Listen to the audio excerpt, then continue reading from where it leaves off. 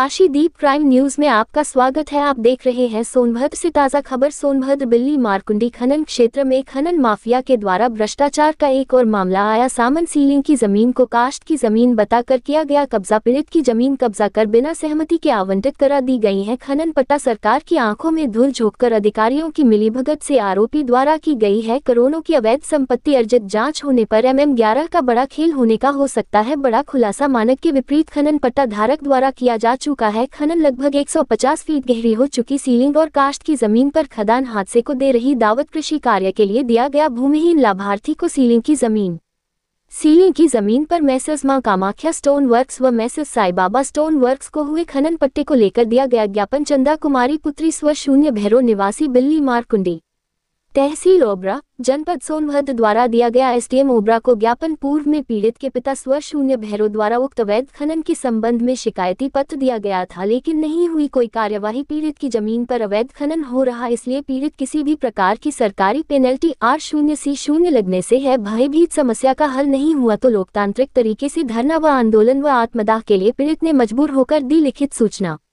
Bite चंदा कुमारी पीड़ित। Bite स्थानीय निवासी किरण गोंड की रिपोर्ट। कहाँ रहती हैं? बिल्ली ओबरा थाना क्षेत्र में। क्या समस्या को लेकर आप SDM साहब के यहाँ आई हैं, ज्ञापन दिए हैं? मेरे पापा को जमीन मिला था सीलिंग का जमीन मिला था। क्या हुआ उस जमीन का? उस पे ना धीरज राय ने अपने नाम से करवा के चला रहा है। धीरज राय कौन है? वो खदान मतलब यही सेक्टर 10 में रहता है। खदान मालिक है। तो कितने बिस्से में आपकी जमीन थी सीलिंग की? 2.5 बिस्से में। 2.5 बीघा। और कब से ये कब्जा किए हुए हैं, उन पर खदान चालू कराए हैं? 10 साल हो गया। 10 साल हो गया। आप लोगों ने उनसे बात की थी? हाँ, बात किए थे। तो उस समय क्या कहे वो? कुछ नहीं बोला। कुछ खर्चा उर्चा देने का या कुछ मुआवजा देने की बात नहीं कहे? खर्चा देने के लिए बोला था मगर देता नहीं है। का 1-2 बार दिए हैं कि कई महीने दिए हैं? नहीं, ज्यादा नहीं दिया है, बस 2-4 महीने। तो फिर क्या कहते हैं वो? फिर उसके बाद कुछ वोट नहीं करता। फिर कुछ नहीं कहते हैं। तो आपकी मांग क्या है?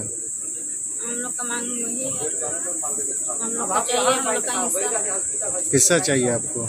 और बाकी जो खदान है उनपे कई लोगों की भी तो जमीन होगी, तो वो लोग क्या आपत्ति किए हैं? नहीं, वो लोग का तो हमें नहीं, हम बस हम अपना। अच्छा, तहसील में आप लोग कितनी बार शिकायत कर चुकी हैं? 2 बार। 2 बार। किस किस माध्यम से?